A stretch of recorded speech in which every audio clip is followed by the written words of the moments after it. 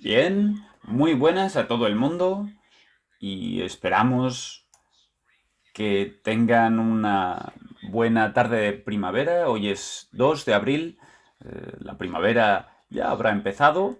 Aquí en España está yendo un poco despacio, tenemos unos tiempos un poco extraños con viento y etcétera, pero esperamos que sea mejor en otras zonas donde la primavera esté en todo su esplendor. Bueno, el tema de hoy es el omóplato, los omóplatos. Y no estoy seguro de si esto había sido una petición específica de los omóplatos o si al final ha sido algo que Manu y nosotros hemos eh, pedido, que al final hayamos empujado este tema hacia adelante, ¿no? Pero es un tema muy importante e interesante y a la vez probablemente uno de los temas más complejos y misteriosos, porque ya saben que el omóplato es está articulado de una manera muy compleja y juega un papel fundamental y trataré de hacerlo lo mejor posible, mostrarles su papel y cómo funciona su contribución y veamos qué ocurre. Esta es nuestra primera toma en este modelo, en este formato tan compacto. No espero que seamos capaces de cubrir absolutamente todo, pero al menos sí plantar algunas ideas clave de por qué tenemos que apreciar tanto los omóplatos y por qué hay que hacer un esfuerzo para aprender y estudiar y conseguir que tengamos una visualización interna para lidiar con ellos. Lo primero que quiero que tengan en mente antes incluso de empezar es que cuando pensamos en un omóplato, lo primero, la imagen primera que tiene que aparecer en nuestra mente es la imagen de el ala de un pájaro. Y esa es la imagen primaria que tenemos que tener en cuenta y tiene mucho valor en muchos sentidos. El primero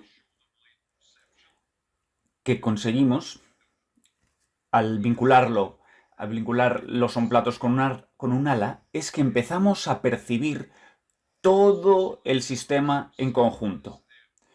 Una vez que lo vemos como un ala, entonces dejamos de hacernos estas preguntas como ¿qué es el codo? ¿Qué es la muñeca? ¿Los dedos? ¿Qué es el hombro exactamente? Ya vemos el ala entera. Ese es el primer punto. El segundo punto, que inmediatamente surge del primero, es este. ¿Cuál es la posición neutral de un ala? ¿Es en una extensión total? Y la respuesta es no. ¿Ven? La posición operacional de un ala es esta. Esa es su posición funcional. Y como ala, esto es algo funcional, totalmente funcional. Los pájaros pueden volar miles de kilómetros con las alas en esa posición. ¿Y qué nos recuerda esto?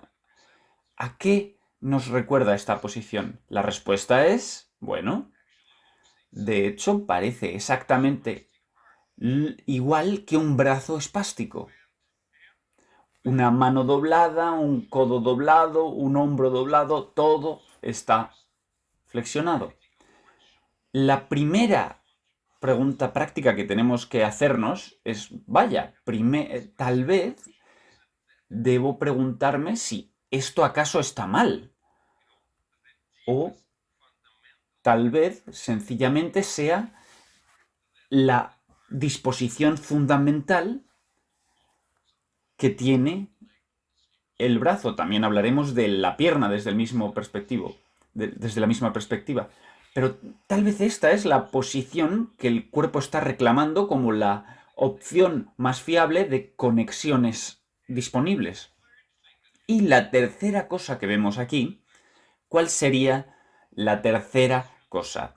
Es que una vez que comprendemos que los brazos y los huesos están en esta posición, las articulaciones están en estas posiciones de flexión, aquí entonces vemos que el contorno total, que de hecho define la integridad del ala, viene totalmente alrededor de esta línea. Y ven, es una cuerda, algo similar a una cuerda muy especial, sería parecido un poco a una alita de pollo. Estas líneas que podemos ver aquí son como cuerdas, son muy fuertes y es piel especializada. ¿Y cuál es la idea detrás de esto? Esto nos muestra en el ala claramente quién es el jefe. Y es que la piel, el ectodermo, es la integración primaria que dispone todo. Y sorprendentemente, en línea con con estas otras líneas, con estas cuerdas, tenemos los vínculos internos con el omóplato. Este es el único punto en el que la inserción con el hueso está siendo reclutada. Pero ¿cómo lo vemos? Lo vemos como una continuación de esa cuerda. Lo primero es la piel, la uniformidad de la piel, con una vinculación especial a nivel del borde del omóplato que se actualiza con una tensión más intensa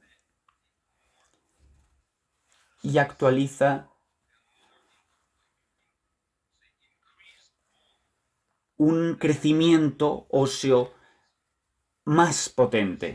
Así es como se forma el hueso ahí.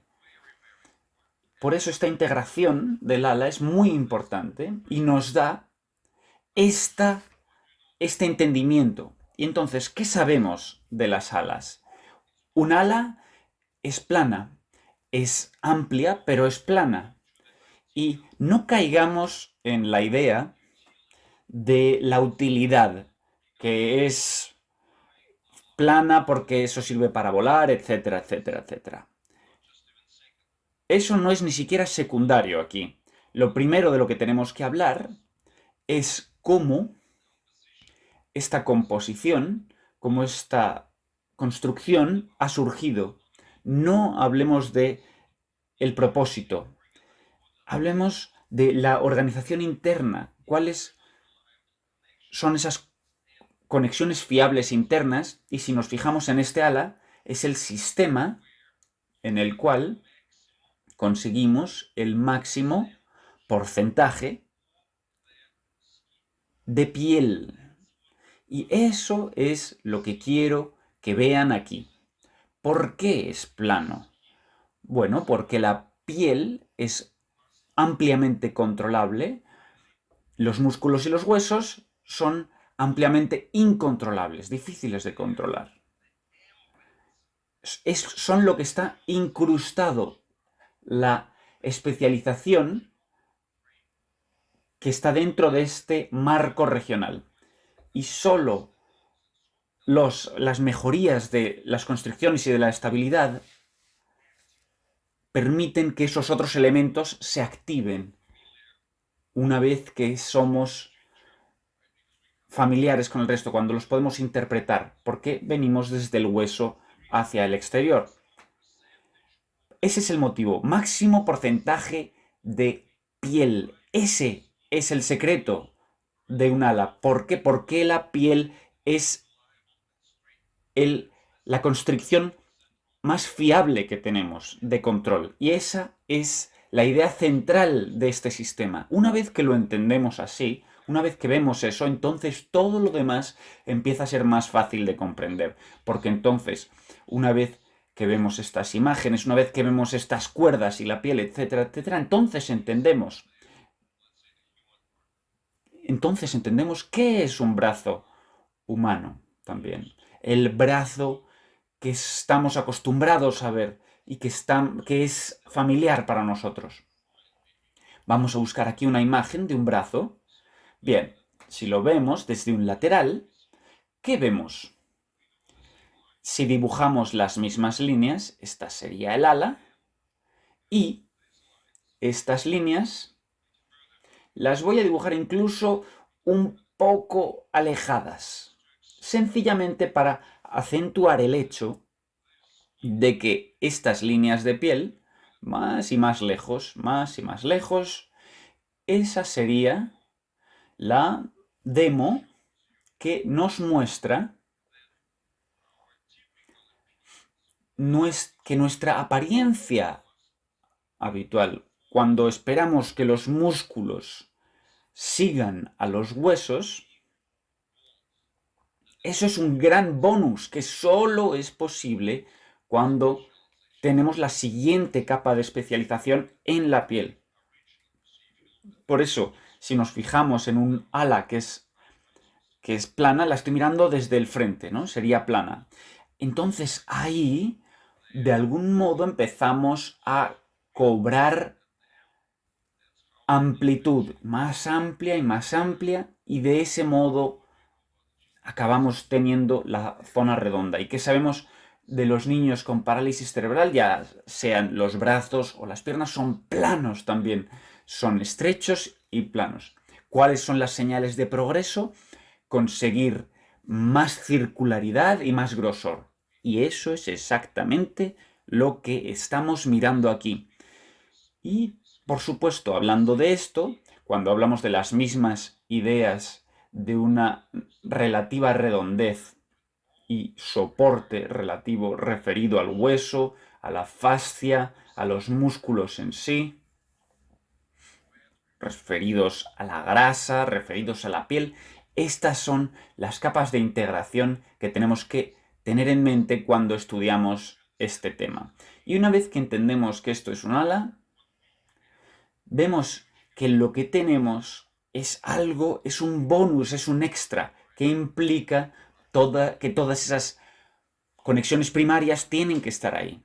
Por eso, los dibujos habituales que tenemos son estos, los que aparecen en los libros de textos. Nos dan los huesos que están ahí sencillamente colgando el uno siguiente al otro. Y en estos capítulos, capítulo 1 es los huesos, ¿no?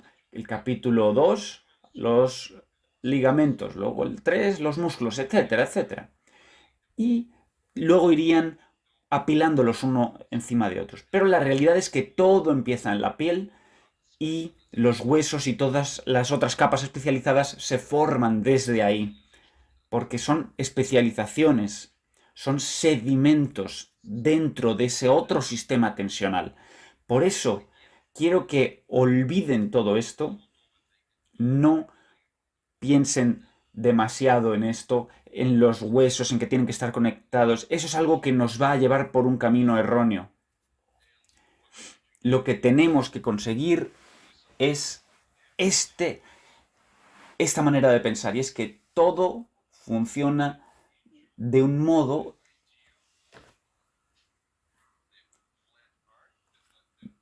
que viaja desde un brazo plano y débil hacia algo más fuerte. Eso es lo que quiero que entiendan. Así que hoy tengo y he elegido, bueno, he hecho una colección de varios casos. Un caso es un caso más positivo, donde vemos cómo una persona que es capaz de utilizar la cintura escapular y particularmente los omóplatos, y es capaz de utilizarlos para estabilizarse. estudiaremos eso y entenderemos ese papel definitivo. Luego, también he tomado algunos otros ejemplos donde nos fijamos en brazos que sí que parecen más alas. Si lo vemos aquí en sus reacciones, lo que está haciendo está autoestabilizándose a sí mismo con la amplitud de las alas. Está abriendo las alas literalmente e integrando todo el cuerpo a través de esas alas. Pero aún así es un chico que es fuerte, es más capaz en cuanto a tamaño y peso, tiene más capacidad. Y el tercer escenario serán escenarios donde la merma es mayor y no podemos apreciar del todo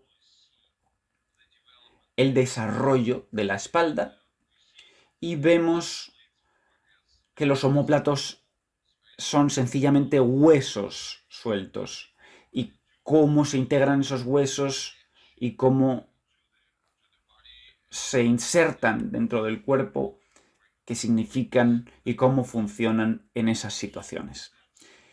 Y estos van a ser los 3 temas fundamentales de investigación que vamos a tomar,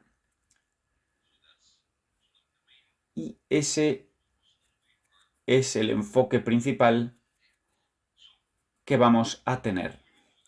Así que, antes de pasar a ese punto, fijémonos en la cintura escapular desde la parte superior. Esta es una vista cenital y tenemos que entenderlo bien cuando hablamos de los omóplatos.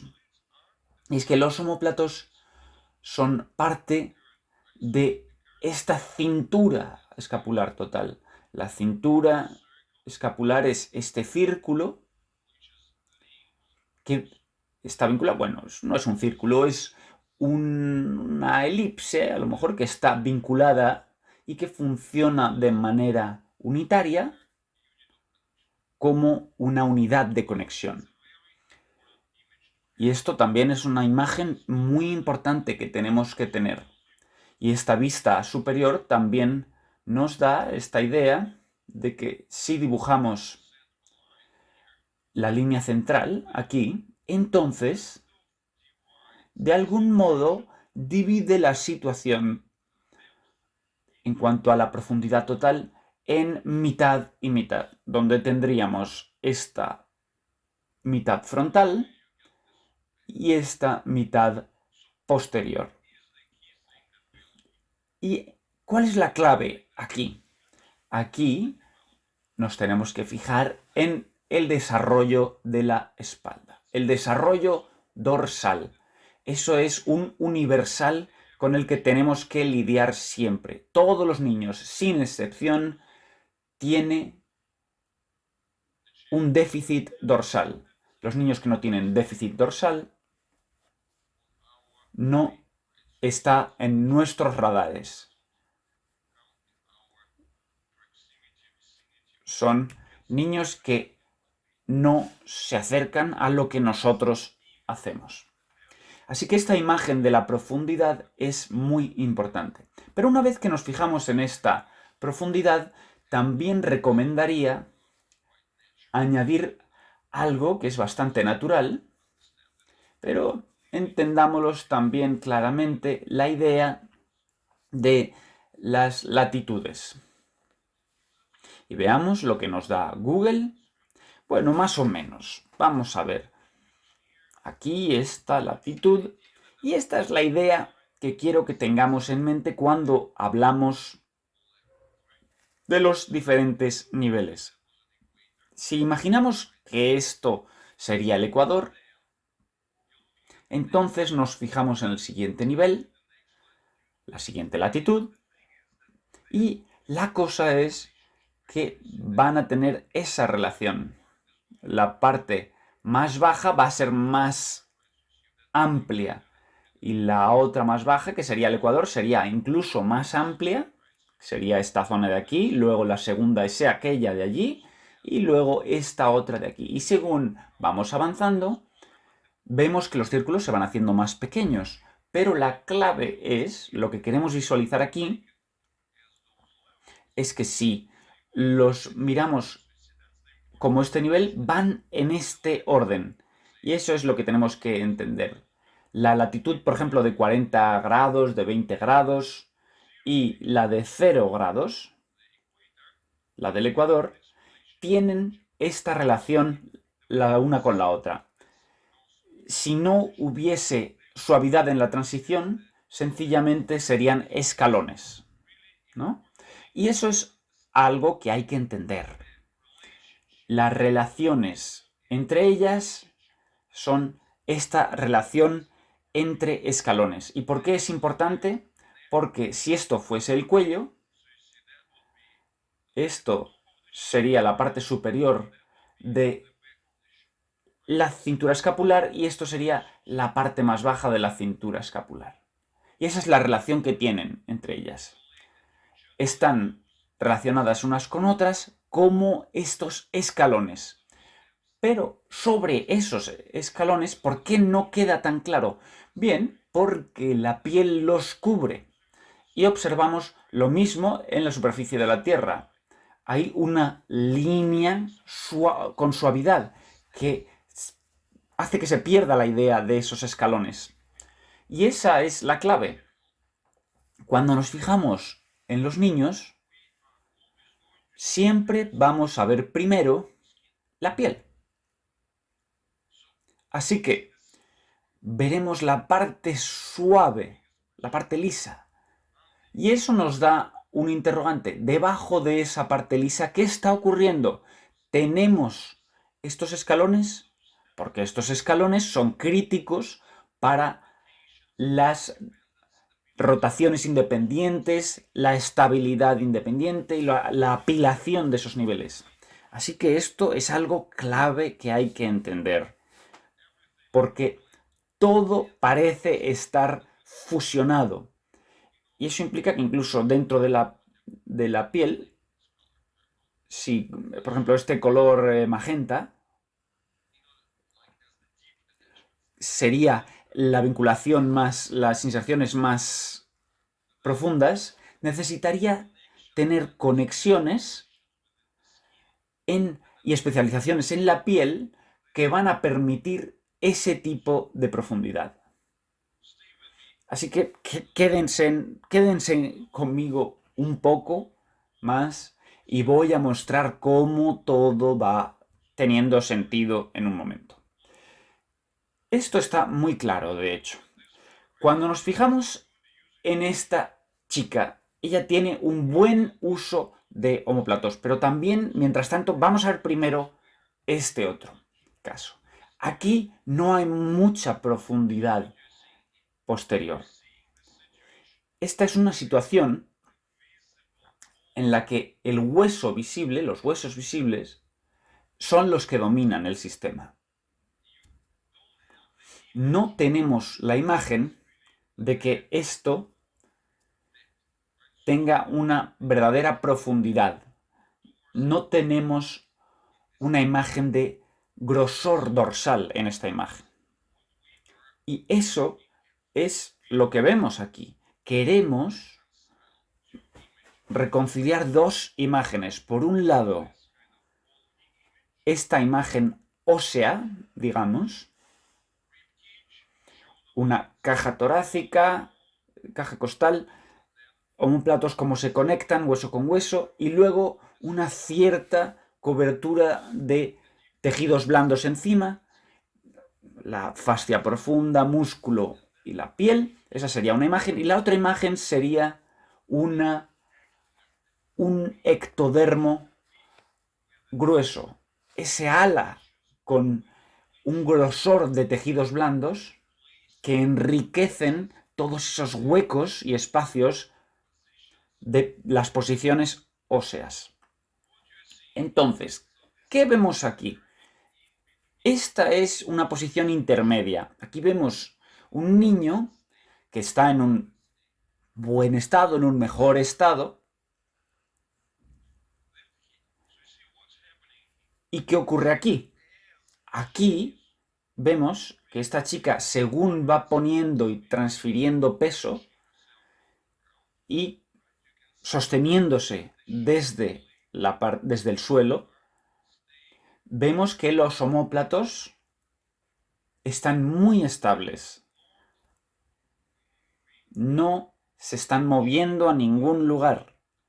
Ella carga desde la parte inferior, esa carga se transfiere a la parte superior y la parte superior la devuelve abajo. Por eso es capaz de moverse, por eso puede empujarse y sostenerse, por el motivo sencillo de que los omóplatos no se están deslizando. Ahora, en cambio, si los omóplatos se deslizan hacia arriba cuando soportan cargas, ¿seríamos capaces de apoyar y de empujar? No. Entonces, los omóplatos pertenecen a ese triángulo superior que está tirándose de un gancho desde la parte superior. Es un paquete de capas que está vinculado a la parte superior y que está siendo tirado hacia arriba, que se está tirando de él hacia arriba. Y diríamos, ¿cómo es posible que se deslice tanto un omóplato? Para esto tenemos que recordar esta imagen, y es que dentro de este ala que veíamos que va hacia el brazo, es este ala de aquí y este otro ala. También tenemos esta figura de cometa primaria de grosor dorsal, que llega a la base del cráneo y luego abajo del todo hasta el coxis. Esa es la figura de cometa, ese paquete que queda representado por los trapecios y por el latissimus dorsi, los músculos dorsales. Esos son los grosores de la piel. Y podemos verlo aquí. Voy a remarcarlo. Es esta cometa total, que es la disposición más profunda, la más verdadera de la espalda. Y esta es la disposición que vincula la cabeza del todo abajo hasta el coxis. Y esta es la vinculación primaria de la espalda, es su disposición. Si esta disposición no está ahí, entonces los brazos van a deslizarse hasta arriba, hasta la cabeza, para poder controlar y ayudar al control cefálico de la cabeza mediante esos vínculos laterales. Eso es lo que tenemos que ver ahí. Tenemos que ver esas dos imágenes. Por un lado, el nivel dorsal primario, organizado en forma de cometa, desde la base del cráneo hasta el sacro, de el cual las partes más conocidas son los trapecios y los músculos dorsales. Y lo segundo que tenemos que ver es, de hecho, el solapamiento de las alas encima de ellos. Esa sería el ala que se solapa. Así que ese es el segundo nivel. Y aquí es donde tenemos diferentes combinaciones. Tenemos estas situaciones que van en este sentido. Este es el escenario en el que esa cometa primaria en sí está todavía sin desarrollar del todo. Esa cometa primaria no tiene el grosor completo. Entonces, por eso la tendencia original de los omóplatos va a ser deslizarse hacia arriba. Según vamos trabajándolos, van descendiendo, y eso es muy verdadero, y descienden, y no escalan hasta arriba, pero aún así la gran clave para nosotros es conseguir el nivel de grosor total. Porque lo que hacemos aquí es cómo lidiamos con ello. Mejoramos la conectividad del verdadero cuello y la verdadera columna.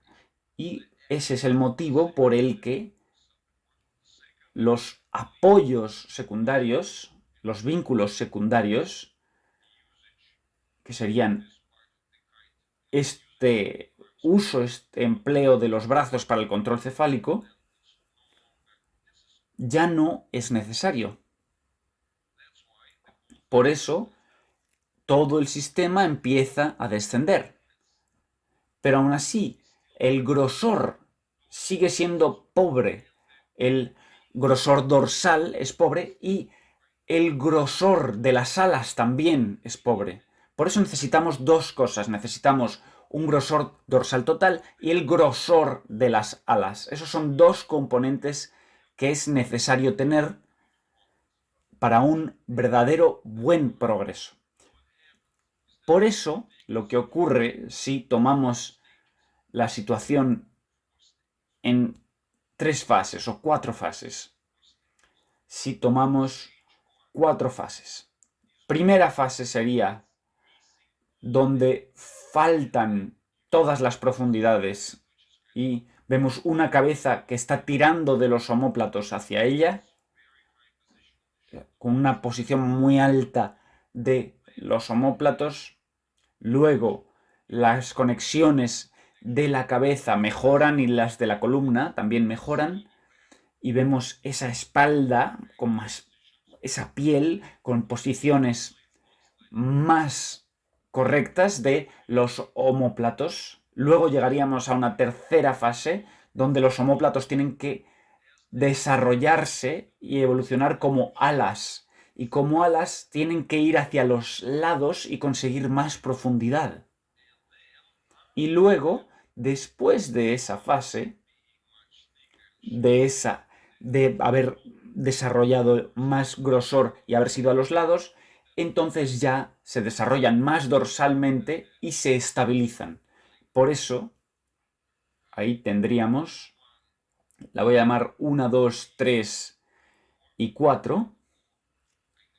También puedo etiquetarlas como -4, -3, -2, -1. Así que lo que tenemos son negativos. Este es el grosor de negativos. Si lo vemos desde ese punto de vista, entendemos que tenemos fases similares. La fase en la que los omóplatos están arriba del todo y la fase en la que los omóplatos viajan a los laterales son similares, y la fase en la que no hay profundidad en la espalda y la fase en la que hay una buena profundidad de espalda también tienen apariencias similares si las contamos como las de los omóplatos. Pero el grosor dorsal es muy distinto y también las relaciones entre los músculos, fascia, etc. es muy diferente. En esta fase más avanzada, todo va a estar mejor incrustado. Por eso seríamos capaces en esa fase de utilizar los omóplatos para estabilizar. Y eso es lo que vemos, y por eso la imagen que vemos es esta imagen. Una verdadera control del peso con los brazos que controlan todo el peso del cuerpo y empujan sin esos omóplatos deslizándose. Y fíjense, intencionalmente lo dibujo así para que tengan la idea de que esta es una latitud. Esa es una latitud de los bordes de los omóplatos. Luego aquí estaría la latitud de la parte inferior del cuello. Y parece estar lisa, pero recuerden cómo veíamos la imagen antes con los escalones. Realmente hay esos escalones entre la base del cráneo, la mitad del cuello y la parte baja del cuello, y luego la línea de los bordes de los omóplatos y la parte inferior. Esa relación estaría ahí, que son escalones, pero no lo vemos porque todo está cubierto por medio de la piel. Así que todo parece ser liso, pero para que esto funcione, la piel tiene que tener estas especializaciones internas que previenen el deslizamiento, y a la vez el hueso y sus conexiones tienen que ser también muy estables más allá de la fascia profunda para que permitan que existan esos escalones encima. Tenemos la piel que se conecta con el hueso y el hueso también se conecta hacia arriba. Por eso tenemos estas latitudes. Y pensar en latitudes es fundamental para apreciar la profundidad. Y una vez que empezamos a pensar en las latitudes, empezamos a entender que si conseguimos este nivel, veremos que los omóplatos, aunque no están del todo estables, primero tenemos que conseguir la latitud, pero dentro de la latitud las longitudes siguen teniendo mucho deslizamiento. Pero esto es muy importante, es la imagen clave que tenemos que tener en mente como qué es lo que estamos buscando en la imagen global. Y, por supuesto, si vamos más allá, aquí es donde estoy hablando del hecho de que uno de los motivos fundamentales por los que somos capaces de hablar de los omóplatos, y específicamente hoy, y añadir esta conversación ahora, es que el uso de las herramientas vibratorias han abierto una gama de oportunidades para mejorar la estabilidad de la cintura escapular. Como ven aquí, estoy apuntando con mis dedos a la formación de esos bordes donde las dos partes se unen. La parte que viene desde el nivel del hueso y la parte que va hacia adentro desde la piel se encuentran y hacen esa doble costura. De nuevo, históricamente, los omóplatos habían sido una zona muy difícil sobre la que actuar, porque la realidad es que eso es lo que tenemos. Los omóplatos son unos huesos planos y por eso todo lo que se esconde debajo de ellos, todo lo que lo conecta con las costillas, es muy difícil acceder a ello. Y por eso esta ha sido una transición crucial, muy grande, que hemos conseguido, porque si lo vemos desde la parte del otro lado, hay muchos tejidos, muchos elementos en la cara interna de los omóplatos. Hay muchos de esos vínculos tipo velcro y ahora somos capaces de llegar ahí. Y sin las herramientas de vibración no solo es difícil, y a veces es incluso imposible o cerca de imposible conseguir el estímulo adecuado a ese nivel profundo.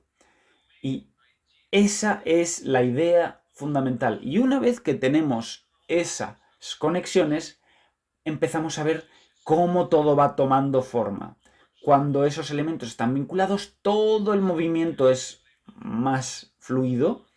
Vemos cómo utiliza un brazo y transfiere peso a él, empuja y es capaz de elevar todo su cuerpo con la transferencia de carga a un brazo.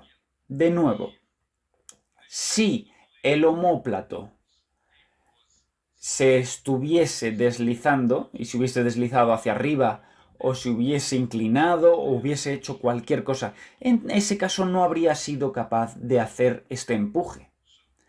Entonces, y luego, ahora tenemos una doble acción. Aquí es donde es capaz no solo de hacer el movimiento hacia el lateral, sino que es capaz de empujarse hacia atrás con dos manos y las piernas, en caso de que la pelvis se deslice hacia adelante, es capaz de empujar con ellas y reposicionarse. Y eso es lo que podemos ver aquí muy bien. Y luego, también, en esta otra posición, podemos ver que las cargas y la transferencia de las mismas se vuelve muy obvia y es autogenerada por ella. Y ahí podemos ver esos bordes muy claramente. Se pueden ver claramente. Pero de nuevo tengo que hacer énfasis que esos son dos bordes que se encuentran. Huesos contra piel y piel tipo velcro que se pega como un velcro sobre el hueso. De hueso a la piel y de piel hacia el hueso. Es un doble velcro. Si nos falta uno de los dos, tendremos un déficit. Por ejemplo, he visto que Gaby está en línea. Hola, al equipo consta. Su caso es un buen ejemplo. Porque desde la piel hacia el hueso va bastante bien, pero desde el hueso a la piel, ese velcro siempre ha sido históricamente difícil para ellos, en su caso. Así que cada niño tendrá casos distintos. Algunos tienen un elemento que lidera y otros tendrán muchas deficiencias. Otros tendrán deficiencias en ambos casos, solo en uno. Hay muchas mezclas y tenemos que lidiar con ellos, pero la imagen global siempre es la misma. Y de nuevo lo que estamos viendo aquí, gracias a este posicionamiento, también es capaz de hacer transferencias de carga de mucha más calidad y hacer todo tipo de acciones. Empujarse desde la camilla sin esos omóplatos que se deslicen, empujarse hacia atrás, transferir el peso a un brazo y empujarse hacia adelante. Son muchas cosas que están ocurriendo. Y luego hay un gran empuje hacia atrás, que también es posible gracias a la estabilidad del hombro, del omóplato. Y ahí podemos ver cómo todo funciona con esas contracargas y esa carga estable y esa posición estable del omóplato le permite ser capaz de hacer estos movimientos secundarios. Tiene que haber esa integración total para poder ir hacia adelante y hacia atrás, como veíamos ahí. Para esos son movimientos que permiten hacer el gateo y hacer movimientos funcionales. Y luego también conseguir ese brazo completo. Por eso siempre empezamos mirando el brazo corto. Con brazo corto me refiero al apoyo desde el codo. Si nos fijamos en ello como un cono invertido, esto es un cono más pequeño y es un reto menor para el omóplato. Pero si lo vemos desde este punto de vista, ahora este es un cono más grande. Este cono más grande es más difícil de estabilizar que el cono pequeño que veíamos antes. Y esa es la lógica que tenemos que tener en cuenta siempre. Y luego, si nos fijamos aquí, podemos observar que ahí aún hay una limitación. Los omóplatos nos mostraban buena estabilidad con respecto a la parte superior, así que no estaban deslizándose hacia el cuello.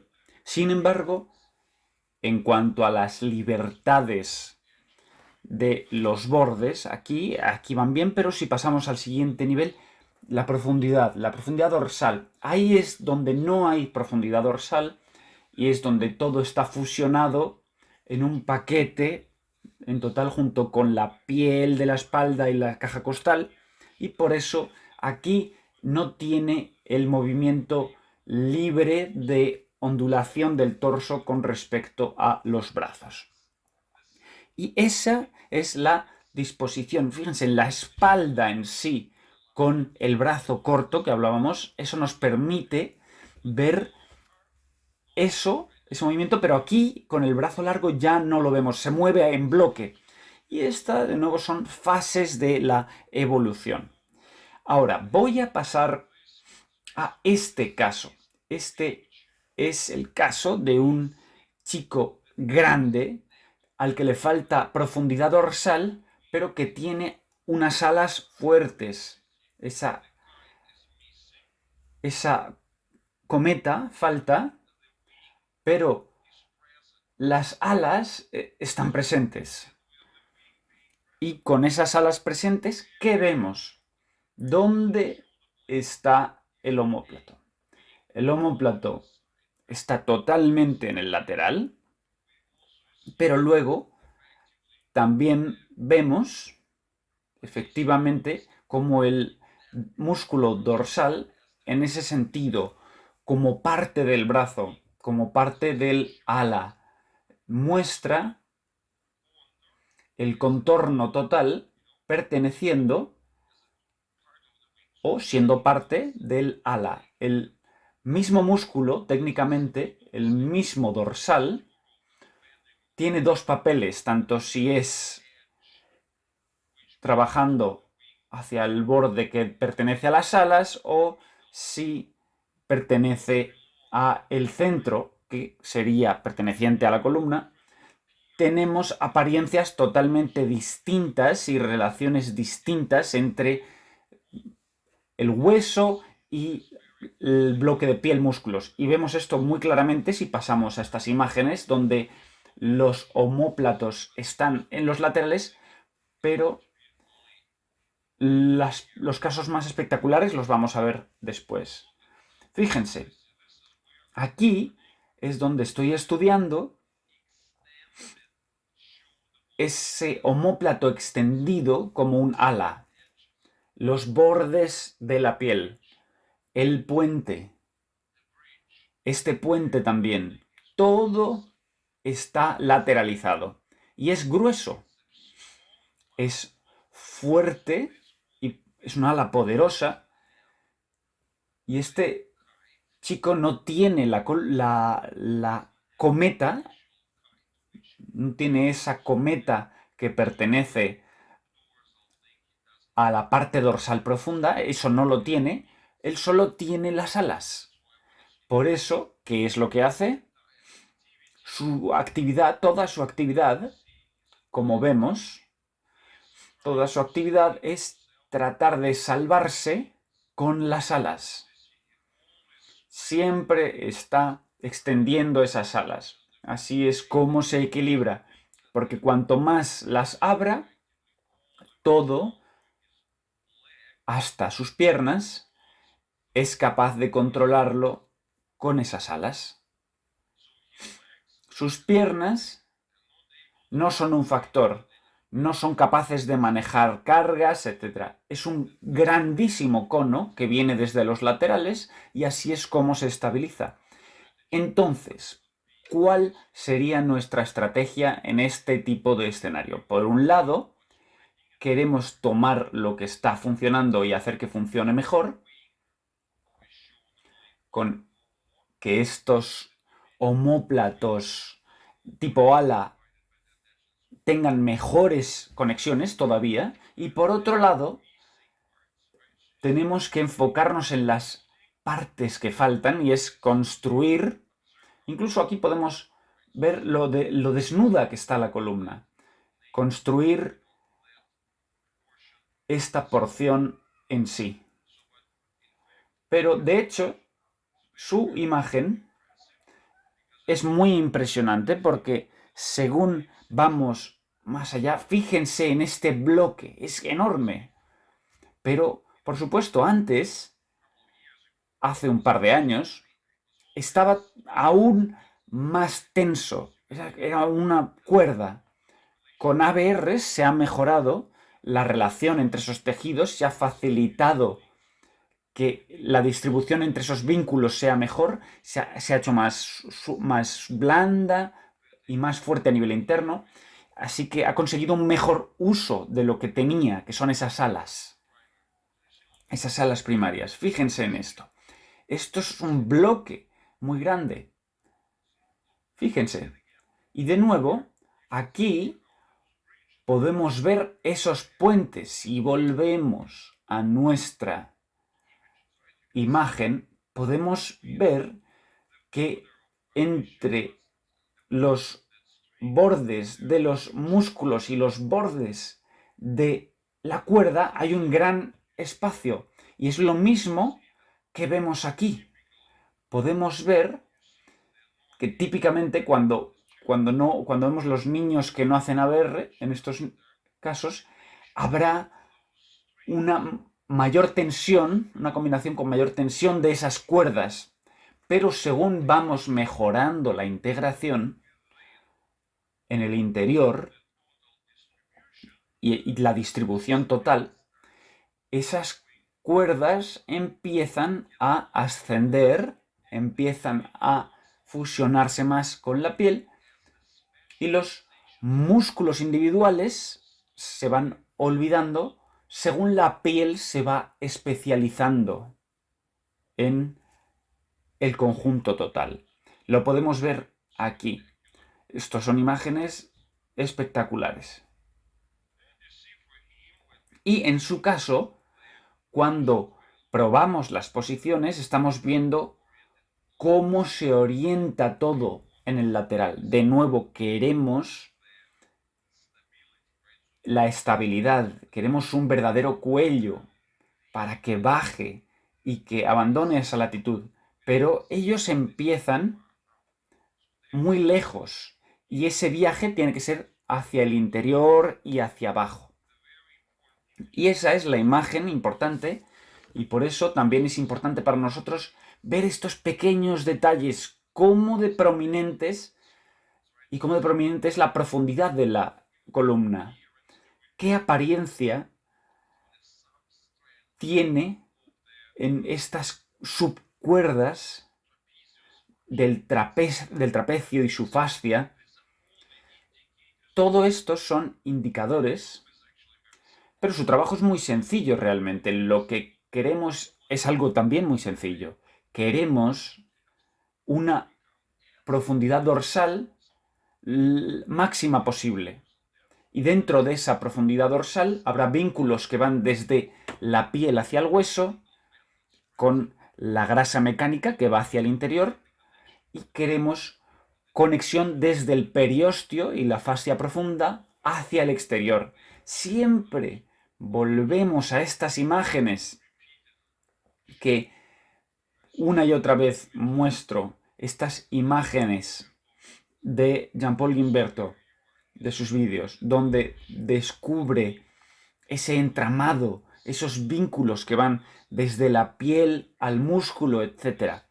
Recuerden siempre esta integración primaria. Este es el entramado que nos interesa. Si no hay ese entramado, entonces la piel o los músculos están fusionados totalmente. Y ahí veríamos solo esas cuerdas que se ven en el ala grande. Y ese es el motivo por el que esas dos imágenes entre niños que están en una mejor condición o que tienen una cierta presencia de ambos componentes, de ala y profundidad dorsal, y que han evolucionado hasta ahí, y también los niños, la comparación con los niños que solo tienen el ala, ahí tenemos que usarlos para entender a estos otros niños a los que les faltan ambos componentes. En su caso, lo principal es liberar el cuello, liberar la zona central y conseguir esos ligamentos centrales. Pero entonces, la imagen global, sí queremos conseguir esas alas. Queremos esas profundidades y, la verdad sea dicha, cuando hay una merma, no podemos saberlo. Si me preguntan qué es lo que va a responder más, no se puede decir, no puedo dar una respuesta. Todo está deficiente en esta zona, así que necesitamos probar la zona dorsal y luego también tenemos que probar la zona más tipo ala y ver cuál responde mejor y cuál va a ser la que lidere la situación. Y entonces ya sí que seremos capaces de identificar, vale, pues esta parte es la que está respondiendo más rápido, así que seguiremos alimentándola. Y por otro lado, la parte que no está saliendo, seguiremos tratando de sacarla de ese déficit. Y esa será nuestra guía estratégica. Y esa es la lógica del acercamiento. Y si vamos más allá, aquí es, por eso me fijo en estos test de piel. Aquí lo que quiero es identificar el contexto de qué está ocurriendo aquí como el vínculo primario a la base, porque si volvemos a nuestra imagen de las latitudes, si tenemos la imagen de esas latitudes, la cabeza sería el polo norte, sería el círculo polar. Y muchos de esos pasos, si los contamos desde la profundidad de la espalda, estarían ahí. Por eso nos fijamos en esas separaciones. De nuevo, tenemos que reconocer que ver esas divisiones y especializaciones al nivel de la piel es lo más difícil, porque hay que seguir esos caminos y entender lo que estamos viendo. Pero sería un gran paso. Y si vemos cómo las fibras del cuello que van descendiendo y las fibras que ascienden, si las vemos por separado, entonces podemos esperar que ese grosor vaya a seguir creciendo y nos dé algo a nivel dorsal. ¿Y qué más vemos aquí? También vemos otro punto. El otro punto es el hecho de que cuando empiezan a llegar las primeras conexiones, llegan al nivel de la clavícula. Es una media profundidad. La profundidad de la cintura escapular se desarrollará añadiéndose a esta otra. Veremos una transición de la piel yendo a una profundidad en esa zona y luego llegará a la profundidad en la zona anterior. Por eso son tan importantes estas imágenes. Cuando vemos que la piel está conectada a la clavícula, ¿qué nos dice eso? Nos dice que la persona tiene solo la mitad de la profundidad corporal. Dorsalmente no hay mucha presencia todavía. Hay que ir transicionándola poco a poco a los laterales y a la parte posterior. Por eso, así es como se consigue la construcción de la profundidad dorsal. Eso sería la parte primaria y el aspecto más importante. Así que, bueno, la conversación aquí giraba en torno a la posición de los omóplatos y cuando nos fijamos en las imágenes, incluso en estas imágenes aquí, tienden a mostrarnos los bordes fuertes, que son estos bordes, este borde de aquí, pero la realidad es que este borde, según hablábamos de las alas, este borde podría ser incluso más fuerte. Ahí es donde está la mayor densidad, donde está la cuerda más fuerte. Y lo que podremos ver es una situación en la que la parte inferior del omóplato se desliza y en vez de ese triángulo que vemos siempre en las imágenes, veremos más esta línea así con esa apariencia. Esa será la posición típica del omóplato que veremos más habitualmente. Por eso, viendo esa exploración, si vamos más allá, de nuevo, este es un punto clave que queremos ver, la acentuación del verdadero dorsal. Y esta sería la auténtica arqueología de ver cuáles son las disposiciones que están dentro de la piel. Y eso nos lleva también a la conversación sobre los siguientes temas. El hecho es, tenemos que reconocer que nuestra comprensión de la piel y del ectodermo, en su sentido amplio, y cómo de importante, no solo cómo de importante, sino cómo de dominante y de líder es su papel, entendemos muy poco todavía de esto. Y todos giramos en torno a los mismos libros de texto. Todo empieza siempre con los huesos, una gran lista de huesos, cómo están conectados por los ligamentos, y esas conexiones se conectan con los músculos, etc. Y en algún momento pondrán ahí la piel. Pero la piel no se está viendo como el factor mecánico líder. Y es raro, porque si lo vemos desde la perspectiva tensional, es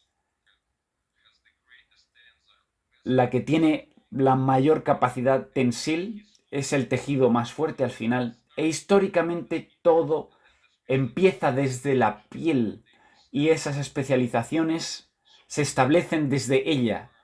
Entonces, lo que tenemos suerte de haber visto o de habernos encontrado es que gracias a las herramientas de vibración hemos sido capaces de conseguir mucho más y tener una respuesta específica de la piel y del modo en el que se organiza. Y por medio de esa respuesta, también desbloquear esas cosas ocultas. De hecho, este mapa lleva hasta aquí y este otro lleva hasta allá, etc. Y entonces estas nuevas conversaciones que estamos trayendo y que está muy bien poder compartir,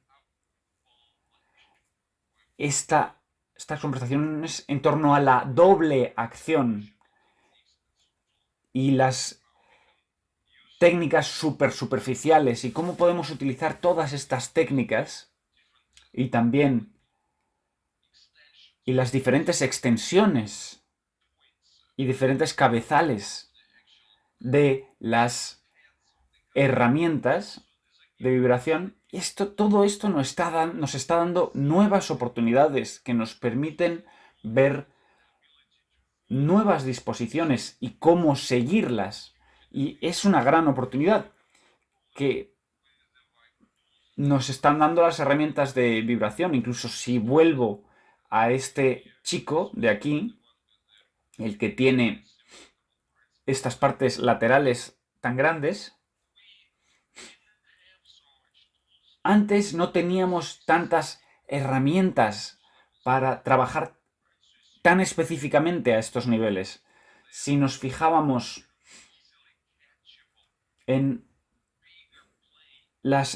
nos fijábamos antes en zonas más grandes o surcos que era más fácil trabajar sobre ellos, tenía que haber algo para estabilizarnos, para alcanzar, pero gracias a las herramientas de vibración tenemos una mayor flexibilidad y podemos ir y trabajar incluso en zonas y posiciones muy inestables o relativamente inestables. Y aún así podemos conseguir sacar trabajo de esas zonas. Está apenas tumbado de lado y aún así podemos trabajar, pero piensen en alguna de las bolas que utilizábamos antes o el tapping.